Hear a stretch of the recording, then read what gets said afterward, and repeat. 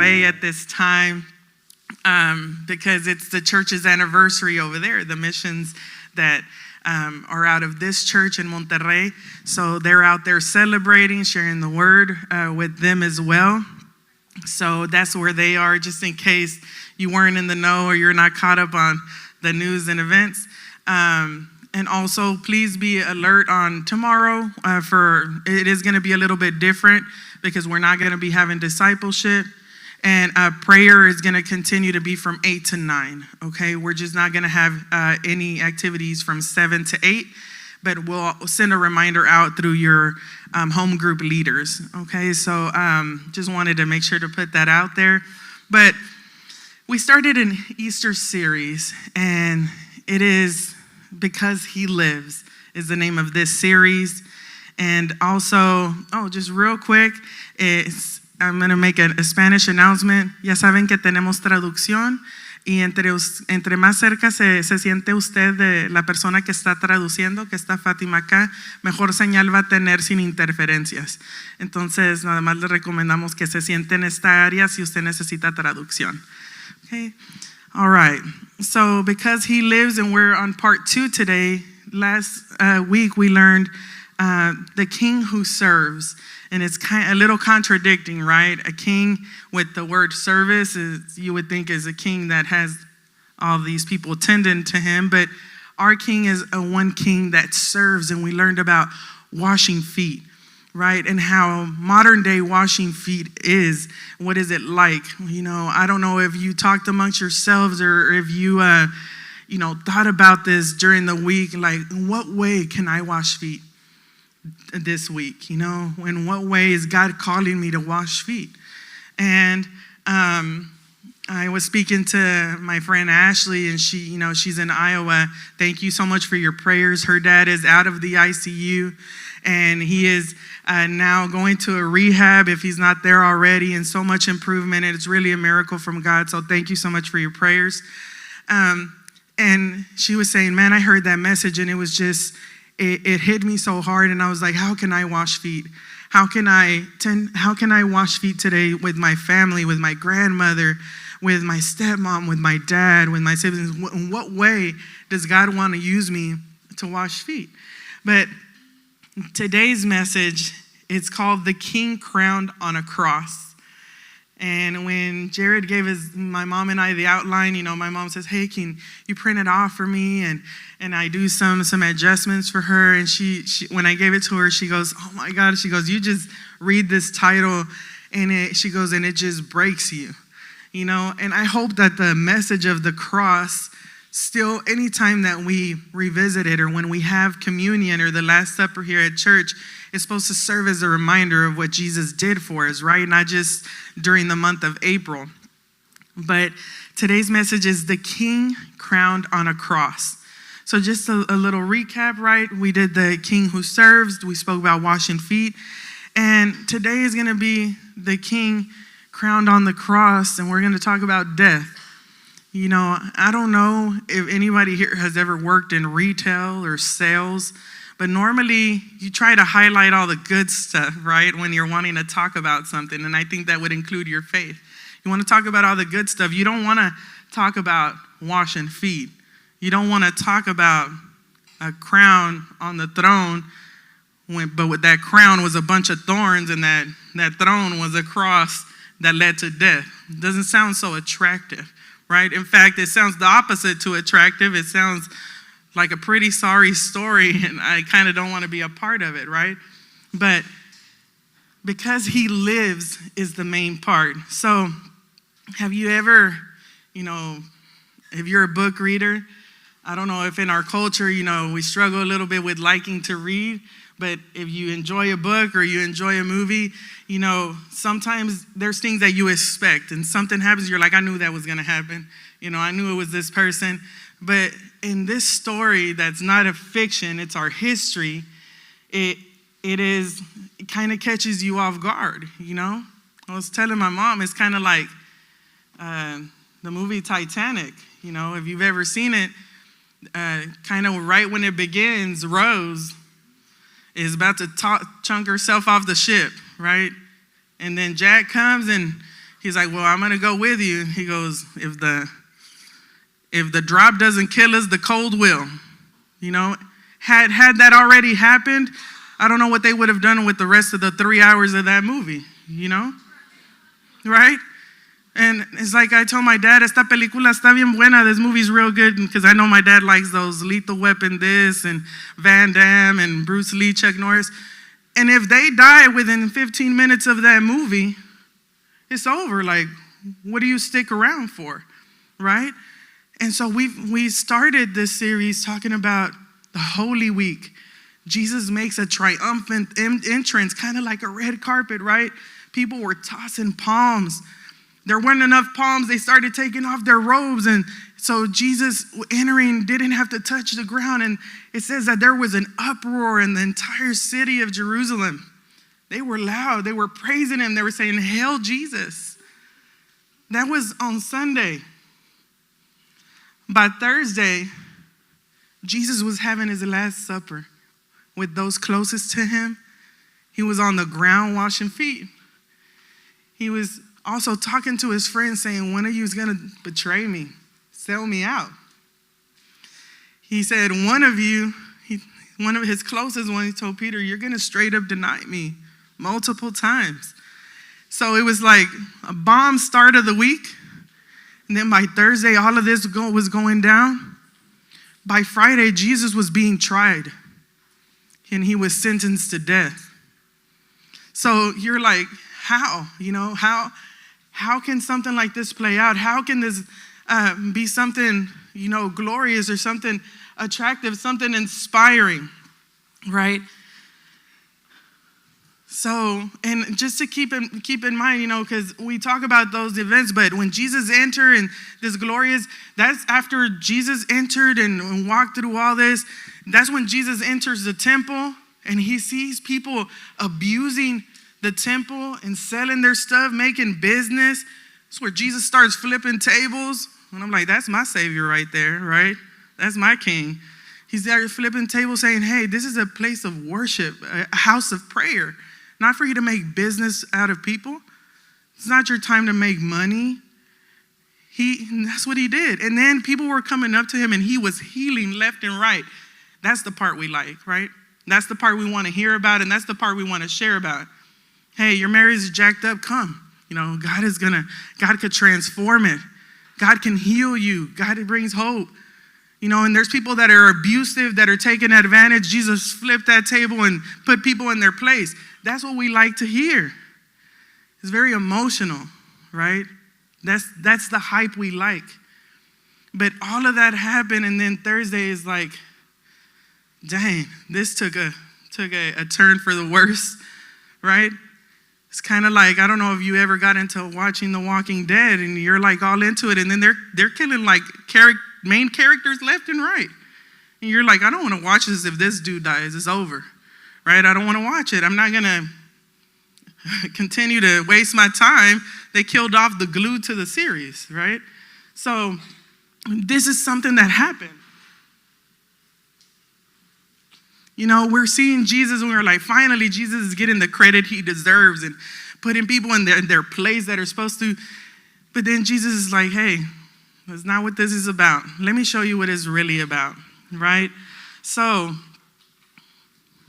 it makes no sense. And if you've been walking with the Lord for a while, you're going to realize that kingdom business doesn't make sense in this world. Things that you need to do are not going to make sense. Things that God calls us to are uncomfortable. I don't know if you ever had a job where being on your knees, but I remember Brother Nico, because multiple times he did the carpet in our house at the church here. And I don't know if you've ever seen people lay down carpet, okay?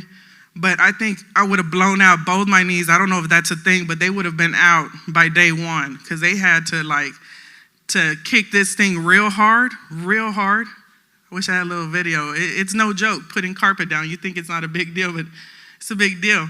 And I remember, seeing that. And Jesus washed the feet of everybody, got on the ground. And then knowing that his friends were about to betray him, His closest friends were about to deny him, leave him alone. And even when Jesus said you couldn't even pray an hour, Jesus wasn't praying for himself. He said, Lord, let it not be my will, but yours. He was praying so that Peter wouldn't fail. He had the weight of the shoulders on him, and he was still worried about Peter so that Peter wouldn't fail. Because he knew that toll that it was going to take on Peter, right? And the world mocked him. Point number one, the world mocked him, but proclaimed the truth by doing so. So I was telling my mom a little bit that it's a difference. In English, it's a little bit more precise, that they were mocking Jesus. In Spanish, se burlaban. And burlar can mean a lot of things. It can be making fun of, joking. But mocking is a little bit different. And, mocking is, if you Google it, I just kind of, narrowed it down, is to make something seem ridiculous, useless, or foolish, disrespecting the intended purpose. All right, I was telling my mom that there's this phrase in Spanish, right? Te crees muy machito, right? Oh, you think you're a man. And normally you say that to a man that's not behaving in a way that you think they should as a man, right? So it's like you're stomping, you're disrespecting who they should be. And this is what they were doing with Jesus. They were disrespecting him, saying like, oh, so you're a king. Look at you. In the book of John, verse 19, verse 3, if I could get that up there, please. So mockery is just a fancy way of saying trash talk, okay? It says, and went up to him again and again, saying, Hail, King of the Jews. And they slapped him in the face. They were saying he was a king, but they were slapping him. They were disrespecting him because supposedly he was a king. Look at you now.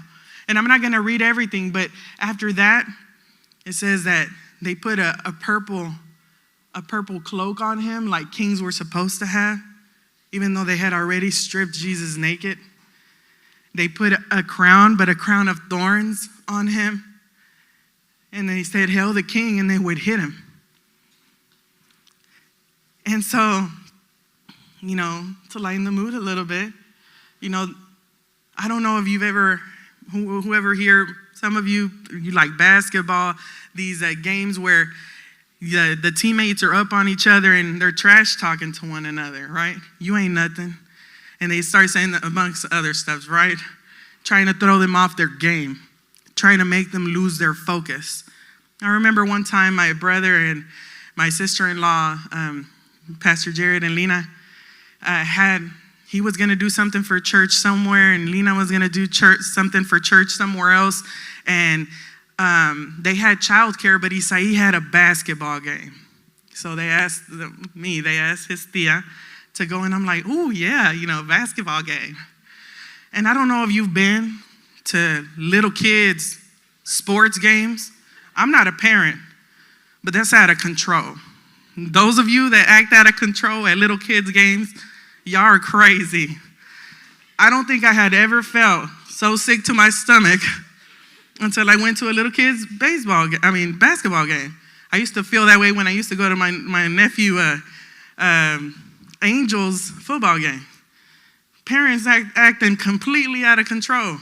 And the kids are either terrified or they're acting like little maniacs just like their parents, right? So I think he said he was maybe 9 at the time. He's 11 now. And I remember being so concerned for these babies out there, okay? Had a little girl would fall. There was nothing there. She fell about 8 times. Had some dude in the crowd screaming at her, hustle, Alexis, hustle. And I was like, that girl's about to her ankles are breaking out there for no reason. And she didn't cry once, and she was getting up there hustling, didn't touch the ball once. She was so little. And I remember seeing Isai, and Isai just looked so happy to be on the court, And there was other kids that looked like crazy, taking the ball. And Isai was trying to, but he just had a big old smile running left and right. And I would see this little kid, because he's tall, and this little kid was right up to like where Isai's ear is, saying a bunch of stuff. I used to go to the court with my brother Jared and Ricky. and saying a bunch of stuff in his ear. And I remember Isai going, and then Isai said something back, like just one thing, and that kid went. And I was like, oh my God, what's going on out there? Shortly after that, Isai scored. And I about lost my mind, I was screaming and yelling, cheering, but the whole time I was, very tense, to say the least. The coach for the other team was a very scary mom that even the referees were scared of because they were just high school students. And I remember on the way back to the car, Isai's team won. Yes, thank you, Lord. Okay. And I remember being able to breathe. I felt like I had held my breath the whole game. And I told him, hey, Isai, what was that kid saying in your ear? That one kid, number whatever. I don't remember anything anymore as far as the name on his. He said, he was telling me that I was dumb and that I was stupid. And he was talking trash. Like, that coach taught that little kid to do that. Little punk, right? And then I told Isai, well, what did you say? I said, because I saw him go. And he said, I said, your mama. and then shortly after that, he stole the ball, shot it, go. And that kid, I'm not kidding, he was saying a bunch of stuff. I could just see his mouth moving. And he was just frowning, looking at him like he's crazy. And then I saw Isai say one phrase, and that was it. It was over, I guess. And all I can tell you is that there's going to be a lot. Jesus was being mocked left and right. Okay, Jesus was being mocked, but Jesus had this sense of security and this sense of purpose in what he was doing, and nothing threw him off his game. In fact, he said, you're not taking my life. I give my life willingly, and I'll take it right back. That's the king that we serve. And sometimes we get so caught up, on people, what they say, or what people think, what's going to happen, what they're going to do, when we should be secure in the king that we serve, because he gave us an example of when it gets hard, to step into it, to take the hit, right? So even though they were mocking him, they slapped him, Jesus didn't have a problem because he knew who he was and he knew he was a king. Okay, Good Friday was not chaos, it was fulfillment. Sometimes when things get real crazy, we lose sight of things and we don't realize that God is moving in the midst.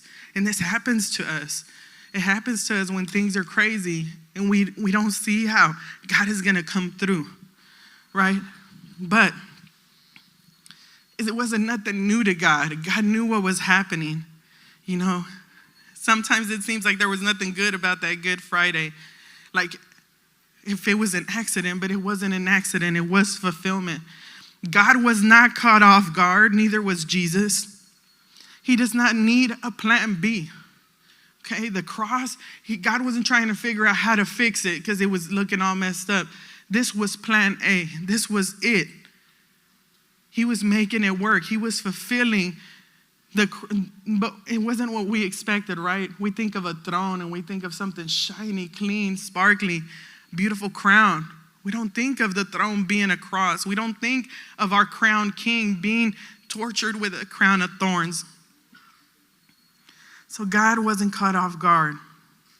He knew what was going to go down. He knew that betrayal was going to happen. He knew that he was going to be on a trial where the people that were hyping him up were going to end up condemning him. He knew those nails were coming. You know that while he was being tried, that they did all of this to him, that Pilate ordered him to be flogged with a whip that had steel tips. If you've seen Passion of the Christ, it somewhat depicts what that was. It wasn't a normal whip that he got flogged with. It was a whip that turns your flesh into ground meat. That's what they whipped Jesus with. But God on the cross wasn't trying to fix something. He was accomplishing something eternal. By eternal, meaning that here, thousands of years later, it is still transforming hearts. And people are pursuing him with passion and joy, even though we weren't there to witness this. It is so real. And what he was accomplishing was this eternal history that till today it's still alive. It's not something that just passed, that happened. It's something that continues to happen. His sacrifice continues to set us free and cleanse us of our sins. And it is still today setting people free from a life of darkness. Jesus was enthroned. It just wasn't the throne that we thought, right? Kings are supposed to take power, right? They're supposed to display their strength, their capacity, their reach. They're supposed to crush their opposition, right? That's what, we've been brought up to think that a king is supposed to be. But our king, Jesus, instead of taking power, he surrenders it willingly. Nobody threatened him. He laid it down. Instead of displaying strength, he displays sacrifice. So contradicting, so out of this world, so out of the box. Instead of crushing his opposition, he absorbs the violence instead of returning it. Instead of us, paying for our sin, being dead, he said, I'll take the hit for you. That's what Jesus did. The worldly perspective is like the cross equals losing to me, right? That's what they did to criminals. Shameful. Failed leader. A public execution. Shameful. And then they didn't just kill Jesus. I'm telling you, when I explained it to the kids so they can grasp what they did to Jesus, they stripped him naked publicly. They fought over his clothes. That already is humiliating. And then on top of everything that they did to him, slapping him in the face, spitting on him, whipping him. It says Jesus was unrecognizable. Unrecognizable is how he got beat. But to God, even though this is how the world views it as losing, for those of us who know God, know that it was the greatest victory in history. It was revealing a king. And it was showing truly the authority that he had by surrendering his life. Now, I know that it is, very difficult to grasp things sometimes when we weren't there, That's why it's called faith. It's different. I think that it's really easy for us to be loyal, to be faithful to people that we have in front of us that have had our backs and that do so much for us. But it is kind of difficult to have that same commitment towards someone that we can't see or that we didn't witness certain things. Like Thomas, right? Thomas is like, I gotta see his hands with the hole in his hands. I gotta see it. And I don't blame him. Sometimes it's like you feel like you need that. But then there was those that they didn't need that. Right? They believed in what Jesus had said. Now, some questions for us to reflect on, right? What is living under a kingdom like this, our king, if Jesus is our king, what do we take from this? It's not just supposed to make us feel sad sometimes so then we can say sorry and say thank you again. What are we supposed to take from this? What are we supposed to apply to our lives? So living under a king like this, because if we're here, like, for example, in Texas, you kind of reflect you're from Texas, right? We like wearing our boots. We like putting on, we say y'all. There's a lot of things that reflect that this is where you're from. And if you're not from here, somebody will real quick say, you from California, aren't you? Right? You're from Florida, right? They are right off the bat. Someone one time ate from the coffee shop, and even though I don't physically work there, my mom and I were part of one of the teams and we cook, and we had a guest show up. A guest showed up and ate, and he said, hey, one of y'all cooked this? And said, no, she's over there. She plays drums. He was, where is she from? And that lady knew what he was talking about. She said, she's from Monterrey. He goes, she cooks like she's from there. And even though I only lived there 1 year, I was born there and lived there 1 year before I came to the U.S., my parents taught me how to cook. And you reflect where you're from in so many ways. So how do we reflect that this is our King? This is who we follow. This is who we hail. This is who we have owned and say, this is my King. And when you say someone is your King, that has a lot, it entails a lot to that. So how do we reflect that he is our King? It's those times where you have to choose forgiveness instead of revenge. You choose what's right instead of what feels good. In a world that tells you, if it feels right, do it. Follow your heart, even though the word says your heart is deceitful. Serving when no one notices, right? We're in a world where we want to be noticed. We want credit for what we did. But the word says, do everything as if unto the Lord. You taking out some trash, do that with joy. Don't wait till you're told. You know when it's coming, right? It's staying doing things with that type of heart, even though if no one notices. Staying faithful when it's hard. I said I was going to be there. I said I was going to be there, and I'm going to be prepared, and my heart is going to be in the right place. You know, your priorities are something else. Loving people who don't deserve it, just like God loved us when we didn't deserve it, right? It's grace. It's showing grace, and grace is giving something that is not deserved. This is what reflects if we truly have Jesus as our King, reigning over our lives, and not just when we're at church or when everything's going all right, when everything is, I'm blessed, right? It's even when you're not feeling blessed. Okay, so do we only want Jesus as a Savior, but not everything else? You know, Kayla was asking me, do you enjoy preaching? And I said, I say, yes, but, you know, and then I listed all these things that go along with that. So Jesus is truly our King. You don't just, you know, people want to come into the U.S. and they just want the benefits, but they don't want the laws. They don't want all this other stuff, right? My dad has mentioned this. He was in his house. We had just moved into the house. We didn't have a grill. My dad said, it don't matter. We're still making a carne asada. We don't need a grill, right? So he threw some rocks together. He whipped up a Mexican-style grill with metal that he had, made it happen. He lit that fire on the ground. It didn't take very long for the firemen to show up and tell him, you need to put that out. That's not a correct, you know, legal terms of why you can't light a fire in your backyard ground.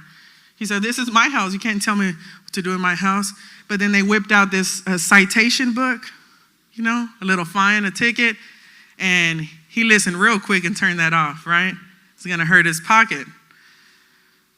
So sometimes we want the benefits of certain things, right? We want the glory. We don't want to surrender power. We don't want to surrender our pride. We don't want to surrender things that are comfortable to us. We don't want to have to surrender all of our schedules, our kids' schedules for the service of God. And those are things that reflect that he is our King, that I'm part of this kingdom. I'm not just in it for the good times, right? My mom was saying back there, like Job said, you know, during the good, he is God, and during the bad, he's God. My God, right?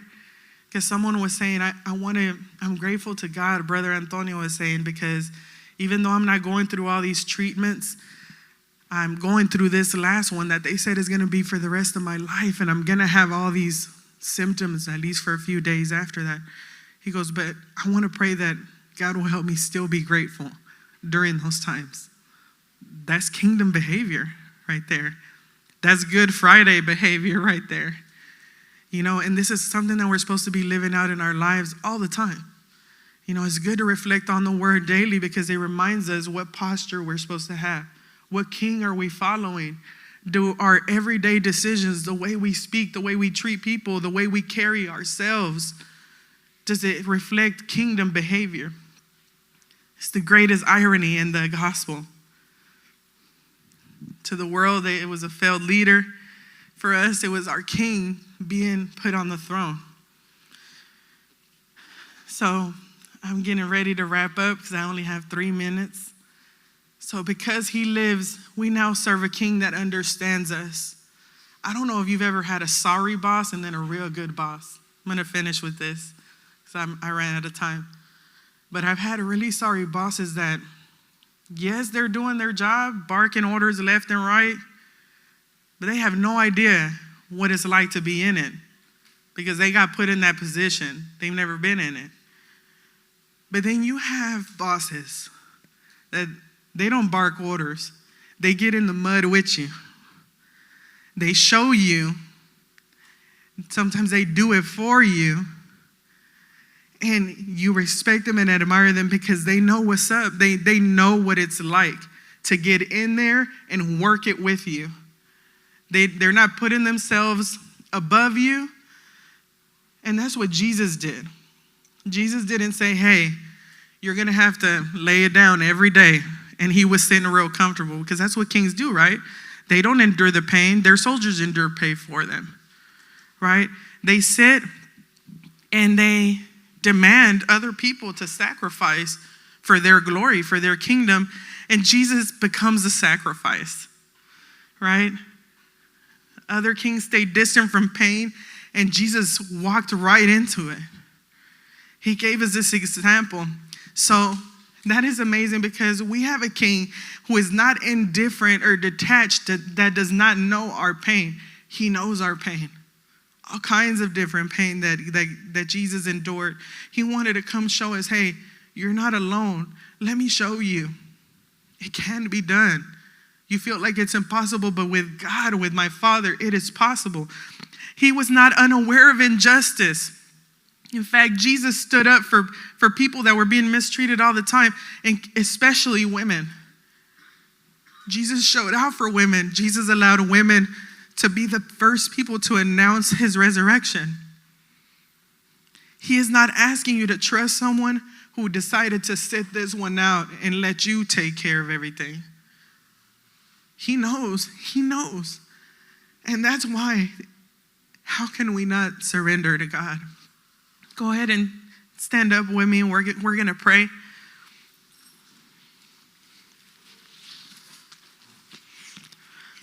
You know, a lot of people says it's just a problem. You know, we got problem with politics, problem with situations out in the world. It's because today's culture, none of that is the problem.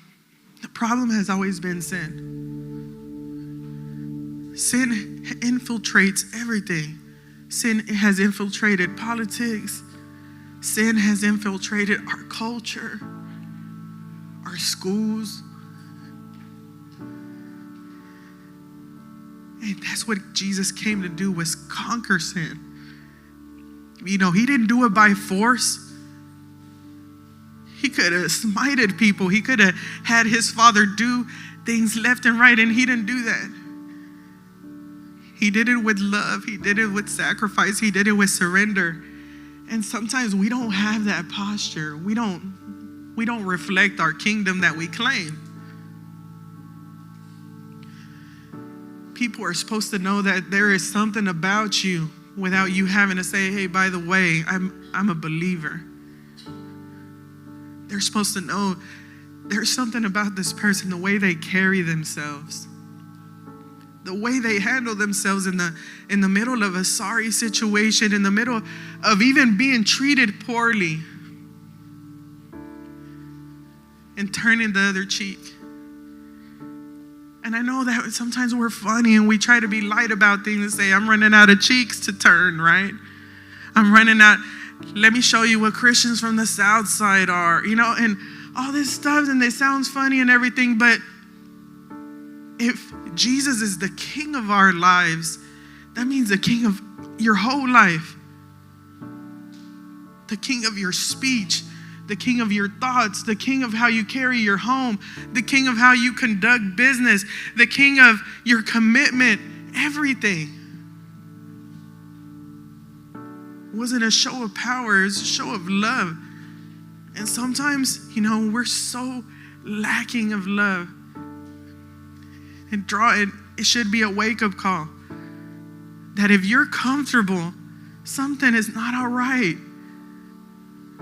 Being blessed and walking in the Lord is very different than just being comfortable and content. When we're walking with God, we are going to endure mockery in the world. And when I say world, I don't just mean workplace.